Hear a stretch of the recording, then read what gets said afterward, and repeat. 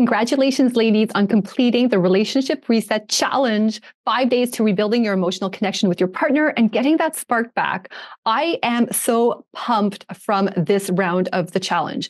I just can't believe how many of you really showed up and were engaged with the emails and the challenges. I was hoping half of you would open the emails, but you guys are pretty much opening like all of them. I think there were just a couple days where maybe one or two of you didn't open the emails, which is awesome. Fantastic. And I hope you guys got some, or I should say you ladies, got some amazing wins, some amazing learnings from it, because I know I did. And as I wait for you guys to hop on to this Q&A live call, I just want to share with you a few of my own learnings, a few of my own observations from this challenge. Because like I said, I did this along with you ladies too. Like I needed this as much as you did, which is just so funny what the universe serves up for us, right? Right when we need it, maybe without even us knowing that we needed it. It just always blows my mind. So first of all, I want to say it was a lot. And I realized that when I started recording these trainings, right? And I think I talked about that in the welcome video in terms of, I crammed in a lot of activities in here. I crammed in a lot of homework. And I really hope you didn't feel overwhelmed. I know when I started looking at it, I was like, oh, okay. And at first I was like, okay, maybe next round I cut it down a little bit. But at the same time, I should say, I want you to know that you are going to have these recordings forever. Right? Even if you didn't do everything this time around, you can go back to the trainings and rewatch them and do the things you didn't get a chance to do the first time around and keep it fresh all the time. And actually, once you guys are in the challenge, you will always have access to these videos. So when I do future rounds, unless you unsubscribe from my emails, you will still be able to participate. So if you didn't do things, certain activities or homework this time around, don't worry about it. Join us next time. Be as excited, as engaged next time, and do the things that maybe you didn't get around to doing the first time around. So don't worry about that. I was like you. There were some days where I was able to do everything, other days where there were some things I did or didn't do, and that is okay. And like I also said in the recordings, this is like never about being perfect anyways. It's about you always want to go 9 times out of 10. So that is one thing I noticed though. I noticed that you ladies were opening all the emails, but not all watching the videos. And I realized that I put the activities in the homework, in the email itself, just kind of as a recap, but there was always a bit more meat in the videos. So, just that would be great feedback for me. Did you like having the videos? Was it worthwhile having them there? Would just like an email suffice next time around? If you have any feedback for me, I would love to hear it. I do want to make this better and even more valuable for you ladies. So any feedback you have, don't be shy. Let me know so I can make it better and we can make even greater strides in our relationships and in our love life. And if it's struggling, to turn it around. And if it's already good, just to keep it that strong or to make it even stronger. So the last thing actually I was going to share before we get started, it's escaping my mind right now.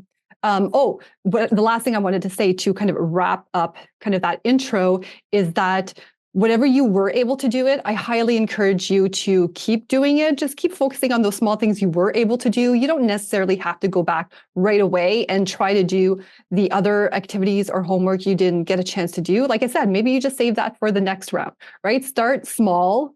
It was a lot, even if you can implement one small thing regularly. And I guess right now I'm kind of jumping into the next step section of this, of the purpose of this call. But maybe I'll do that before we, all the ladies jump in, because I'm recording this part of the call and then I will send it back to you guys in an email, kind of as a recap to close the loop on the challenge.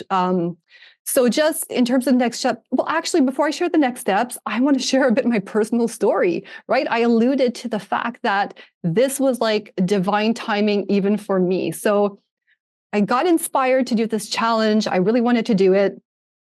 And I can't say it was something that happened, right? There was no external circumstance that came about that said, okay, I need to do this challenge. there was some sort of intuitive nudge, and I'm big on helping women follow their intuitive nudge. And I always follow or listen at least to my intuitive nudges. And it was telling me to do this challenge. And like I shared in my stories, if you follow me on Instagram or Facebook, I picked the worst timing to even launch this challenge.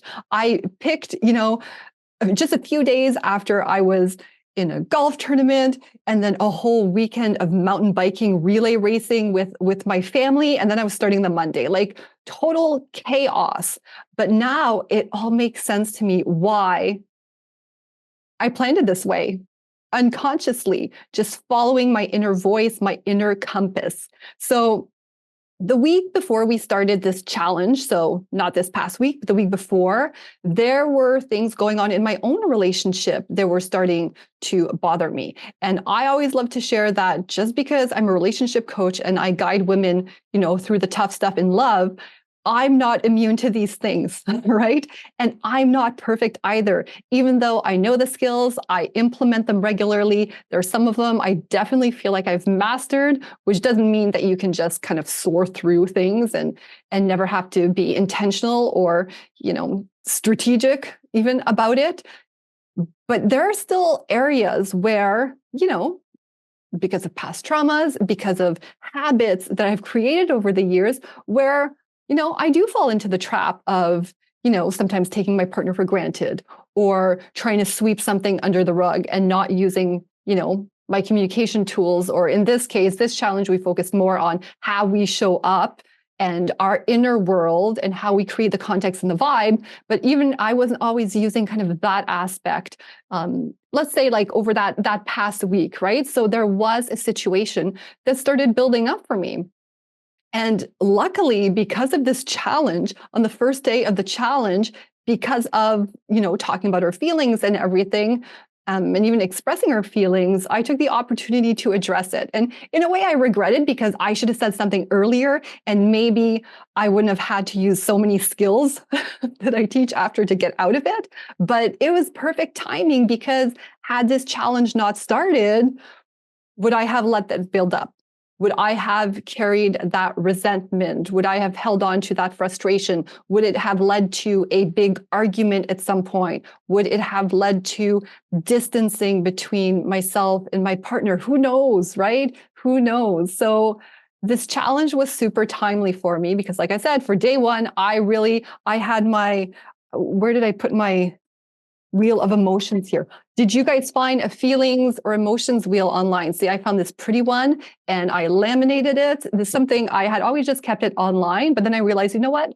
I want this handy. It's really important for me to start getting very granular with my emotions and how I'm feeling. And I know there are some relationship coaches or experts, I should say, out there who really encourage you to stay like in a narrow window of emotions because some of the more nuanced ones could lead your partner to feel defensive or it could come off a certain way, but at least for yourself, right? At least for you to really understand your emotions and the nuances between certain feelings, definitely look at something more detailed. So day one, I was totally in it. And obviously that's the day everyone opens the email. We're always excited, right? We're always excited on day one to get going and to get started. But you know what? The real work, and that's how it's reflected in life too, right? The real work is following through every single day. I have women who come and who talk to me and they're all excited to get working and on their relationship and to fix things and to turn things around and together happily ever after.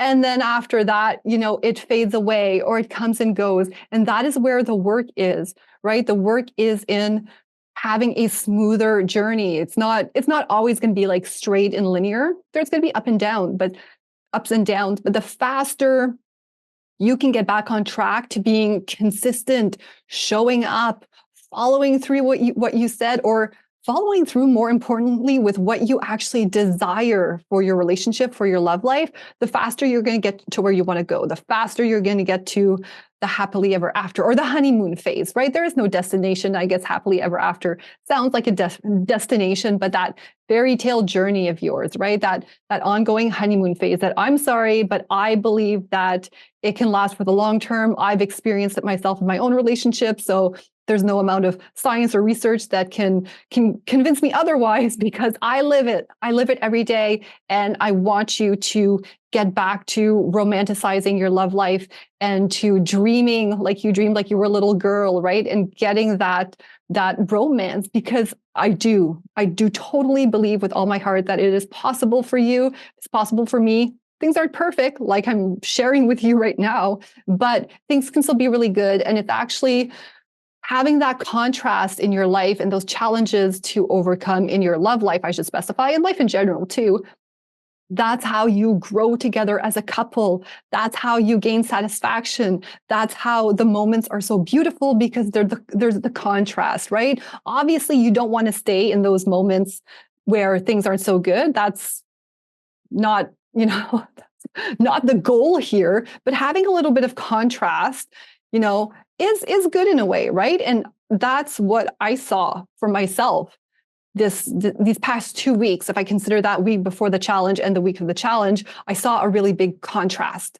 And that was super helpful in terms of just even reminding me, who's in it all the time, to not take my own skills for granted, take the fact that I turn things around for granted and not try as much or be intentional or get lazy.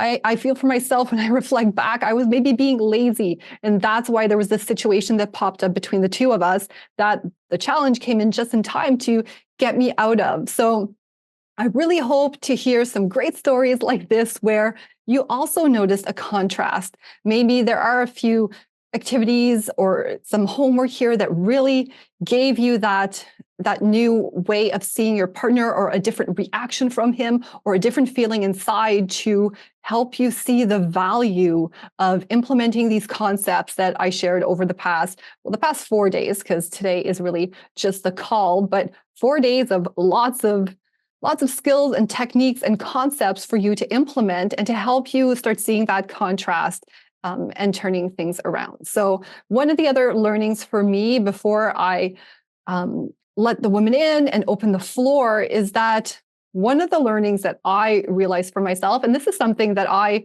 realized with my own life coach. So as a relationship coach, I also get my own support, whether it's life coaching, business coaching. I got my own relationship coaching back in the day before I decided, or I realized this was my own mission in life, is that I find myself very much in the doing and not so much in the being and in the reflecting. So especially this challenge, I plan on doing other challenges. So 2 other themed challenges that fall under the 3 pillars of my work. So today, or I should say this week, we focused on kind of that emotional connection, reigniting the spark. What do you do if you feel like you're falling out of love with your partner, right? The being part, which is where I have the most progress and opportunity to keep doing. The other challenges, because I have 2 more pillars, communication, the next challenge will probably be around communicating with your partner. That's going to be the focus. And then the third challenge, the last one I'll have to loop it all together, is going to be arguing, fighting with your partner, conflict resolution, negotiation, that aspect of it too. So I find that for myself, this is the one that lands the most with me, because I tend to do. And even with my coaching, right? I'm going to be big on accountability. We do talk a lot about the being, but I know for myself, this is where I have to look in the mirror and always tell myself, okay, who am I being in the relationship? And that, like I shared in one of the videos, was when I got support in my own relationship many years ago. That's where my expert, my mentor, my coach, that's the first place he told me to look, right? How are you? And this was day 2. How are you greeting your partner at the end of the day? And this was before COVID, when we were, my husband was working out of, well, actually back then he was my partner. He wasn't my husband. He was working at the office. So he would physically come home. And I was asked to really start reflecting on, what does it look like when he comes home? How do you feel? What's the vibe? What's the context, right? The being. And I really caught on really quick to the skills, like the skills I teach, the doing, I really caught on really quick to that. And I think that really helped me turn my relationship around and to overcome the bigger challenges. Sorry, I shouldn't say the bigger challenge. They're different challenges, right? The different challenges of how I was feeling inside and my internal emotional world and the energy, the vibe I was putting out there. Whenever I struggled with that, it was okay because then I had the skills, I had tools, I had something to do to take me out of my being that maybe still wasn't perfect, or I was still, really working towards progressing in that area. I could just like whip out the skills and I could still make progress. So I digress a bit, but I hope it was interesting for you to kind of hear a little bit of my experience and even get to learn a bit more about, how I approached fixing my relationship or what some of my opportunities are. And I really hope that you enjoyed the challenge. I really hope you will do this with me again. I'm excited for you. Will definitely get invited to the next rounds. And maybe just before I wrap this up, I'll share the next steps with you. I kind of alluded to them in a bit earlier anyways. Number one, keep doing what you started doing. So commit to taking some of those activities, or even that homework can become like a daily habit if you like journaling or something like that. Like start doing that every single day or every few days or every weekend, right? Find a cadence that's good for you, but keep implementing those things. Homework number one, next step is that. I'm giving you more homework. Homework number two, join us for the next round. Join us for the other rounds of the Relationship Reset Challenge, even if they're on different themes. So maybe you don't feel like communication is that much of an issue. You will learn something. I promise you, you will learn something new. Same thing with arguing. Even if you don't feel like you guys really argue, right? We talk about what to do before arguments anyways, right? Like you will still learn something valuable, and really being strong in those three pillars of just how you show up in your relationship and the skills is just going to make you super well-rounded and ready to confront anything that might ever happen in your love life. Because life is always going to throw new challenges at us, right? We might be fine right now, but something might happen where it causes a big argument. And even though we're good, you and your partner are good right now as a couple, maybe it's something external that's going to disrupt that. And if you can have the tools ahead of time to confront that with confidence and actual skills and a strategy to address that and to overcome it, you guys are just going to be like miles ahead of most couples too, right? Like most couples aren't intentional necessarily. I see a lot of couples that still could be a lot more intentional. And I'm saying couples, even though I work with women specifically, when you start showing up differently, when you start applying skills differently or new skills in the relationship, you will change as a couple. You will see things falling into place, and your partner what's the word I'm looking for? Reciprocating. Reciprocating what you are doing, right? So it impacts the couple. It is still couples work at the end of the day. You're just leading it from your perspective. All right. Because we are powerful as women. We are super powerful. And I hope that's something that sticks with you from this challenge. You have so much more power in your relationship, your marriage, or your dating life than you currently think. And that is like one of my overarching mission. All right. With the work I do. So number two, yes, join the future challenges. And number three, as a next step, come join us in my new group program, the Aphrodite approach. I need to practice saying that better, right? The Aphrodite approach, especially because we're talking about the goddess of like sensuality and love and everything, right? So that is going to take everything we learned way to the next level, all right? Some of the concepts you will be familiar with from the challenge, but it's going to be a lot more coaching style. And I think I have like at least 9 other concepts, right?